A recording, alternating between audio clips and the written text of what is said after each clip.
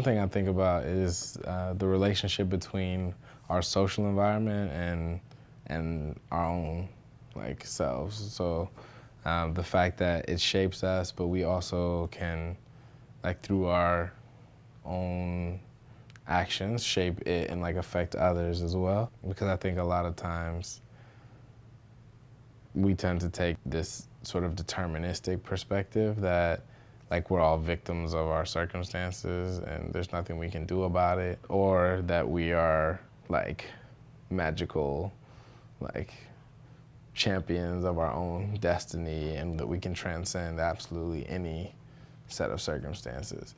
And in fact, most people probably behave as if they're victims of circumstance, yet on the surface claim to believe that they're champions of their own destiny. So when things go well, they like accept like praise and like, yes, I've done like amazingly, but when things don't go their way, they point all of the blame outside of themselves. That's one that's actually dear to my heart, the talking about being able to shape your own environment and being shaped by it. Because like I think something that's always in the back of my mind fascinated me about why we do the things we do, like why human beings are the way they are, like society. Like, you know, like why is my culture the way it is because like something shaped it to be that way. It's a mixture of the forces that of history and things that people have experienced, to the geography, to whatever. You know, for instance, the Constitution. That document was written by people, right? But it's like huge within our culture as like this it's like this monolith that exists in the background. Like if you talk about it a certain way, your life could be in danger. You know, it's a very interesting thing. But like it's a document that at one point some people came up with. Yeah, you went there. I did go there. What? But like for instance, like, you know, the Council of Nicaea, right? Where they canonized the Bible. Like where they decided what was going to go in, what wasn't. Like, that happened. Some folk decided that. Some folk decided what was going to go into the King James, what was going to go into the version of the Bible that for the most part that we use. Yeah. Like, these things have happened. They existed. It's actually documented. But, like, somehow folks' comfort lies in the fact that there's some things that just won't change. That's just not going to change. We don't want it to change because then it gets too scary.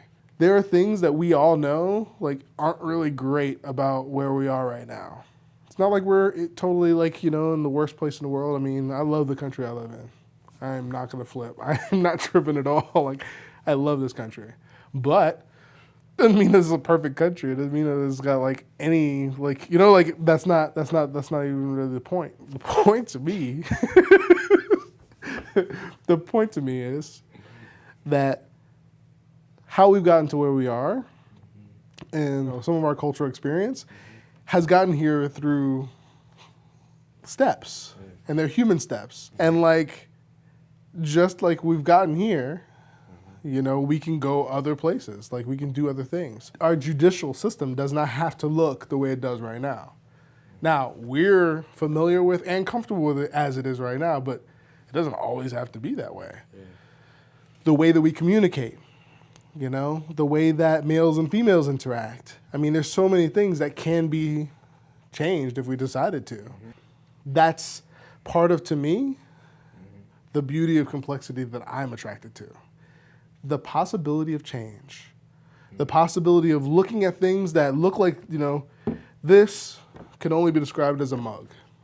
But who came up with mug, you know? Like, now we can call it something else. Like the...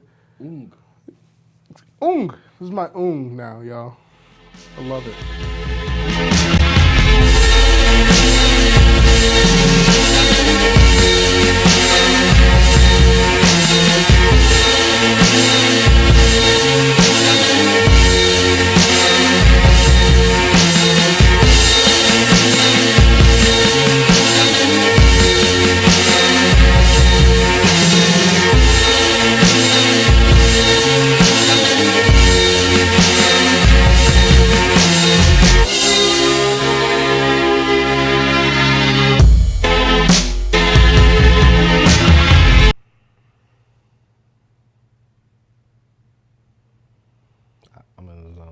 Yeah.